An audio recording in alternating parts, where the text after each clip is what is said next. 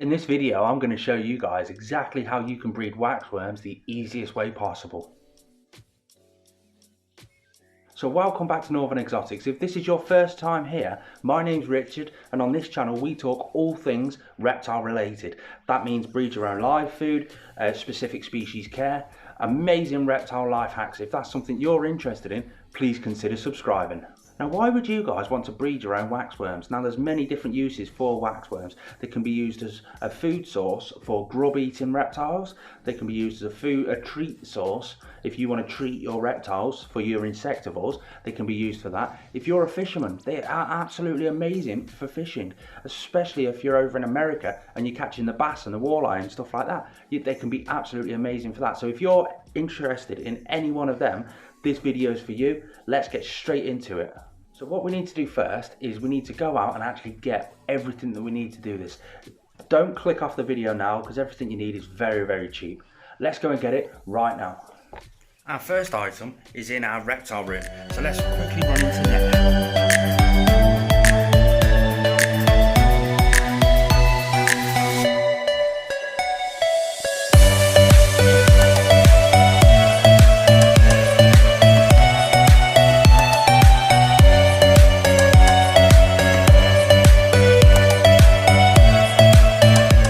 We need a tub, just a 3 litre Blast Plus tub.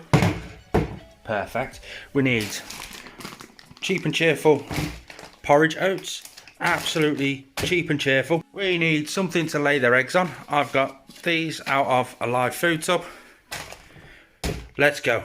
We need 2 more items. We haven't got them here. Let's go out and pick them up. So let's now go and set up the entire enclosure. What you're going to need: a tub to put them in, some cheap and cheerful porridge oats, some waxworms to obviously start the colony, honey for them to drink, something to give them a little extra surface area. So what we simply do, we get the lid, take the lid off, get our oats, pour the oats in.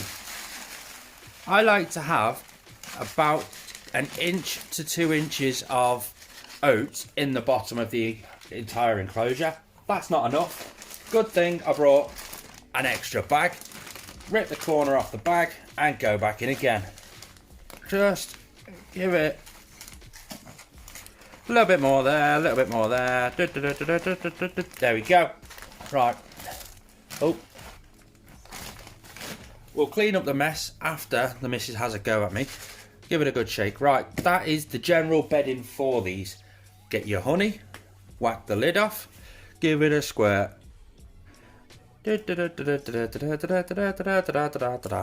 Oh yeah, that's good.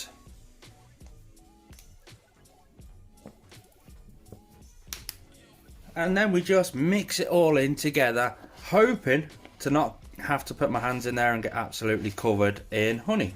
But you can always add more honey in, but you can't take honey out. So just keep that in mind when you are doing this. The oats are very absorbent, so they'll absorb everything, and you want it to be able to squish in your hand and slightly hold together, but not too wet. And basically the waxworms are going to live in this, they're going to eat this, they're going to do everything. The honey is their water source. That's where they'll get their moisture from. You don't need to feed them, you don't need to do absolutely anything. You basically just leave them in here. The waxworms will pupate. They'll turn into little bits of pupa. You might see them on the top, you might see them further up in the surface layers, you might see them underneath, actually in and amongst all this, because they're going to live inside this. They're going to eat this, they're going to do absolutely everything in this. This is their home now, so you want to make it as comfortable as possible. They're either going to pupate inside or pupate on the top. They'll turn into moths, wax moths they're called. I'm going to drop a little bit more honey in there. I don't need to, but I'm gonna, if it'll work. Yeah, so they'll turn into little moths. Now the thing with this, the wax moths, the females will give birth, lay 1 clutch of eggs, and then they die off, which isn't exactly applicable, but that's how they work in the nature anyway. Oh, it's coming together nicely. So the moths will just lay 1 clutch of eggs and then go off and die off. The benefits for that for you is the babies will not need to be nurtured by their mother to actually raise up into waxworms. You basically just put all your waxworms in this, let them go through their life cycle, and they'll lay the eggs will hatch. That's why I like to put these in, because these will catch all their eggs. So if the eggs are in here, there's a good possibility the waxworms may consume the eggs. So we want to try and avoid that. So if you can get anything like this, you can also use wax paper, toilet roll insides, absolutely anything like that. And that works absolutely perfect to catch the eggs, so to speak. Right, that is where I'm going to get dirty now. Yep, that's perfect and sticky as anything. Next stop, clean the spoon, I guess. There we go.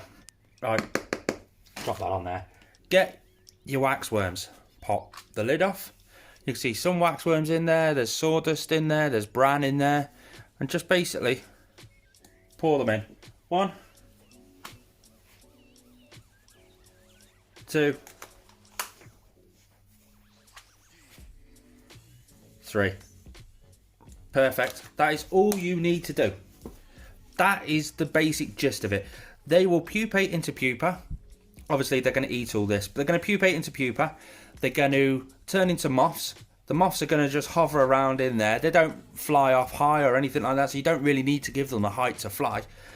They will breed. The females will die. More eggs will get laid. You'll have baby waxworms. They will raise up until they're like this sort of size.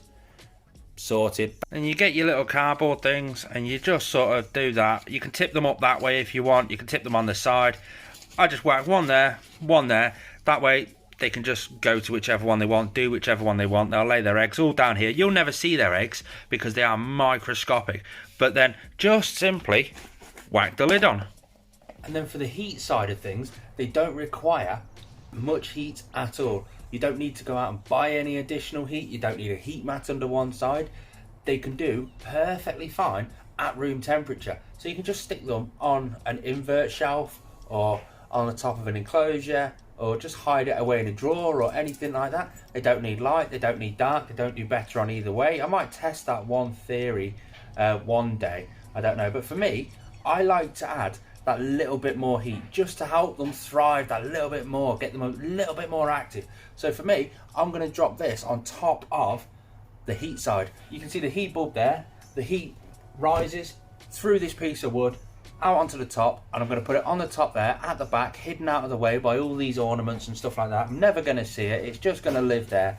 The heat's going to rise into there and just make it that tiny little bit warmer than the general room temperature. It's going to be a constant temperature because that heat is a constant heat. Next step is simply just punch some little tiny holes in the lid just to add a bit of air ventilation running through. These blast plasts have already got some holes in them, but I just want to have a little bit more just to be safe. Another good thing with these is if you need to get in there, you can just lift one side of the lid up. Everything I've said in this whole video is all linked in the description below, so go and check it out if you need to purchase anything. But that is how you breed waxworms.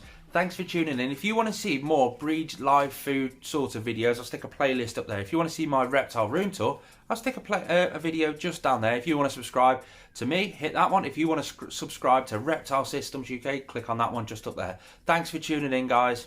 Peace out.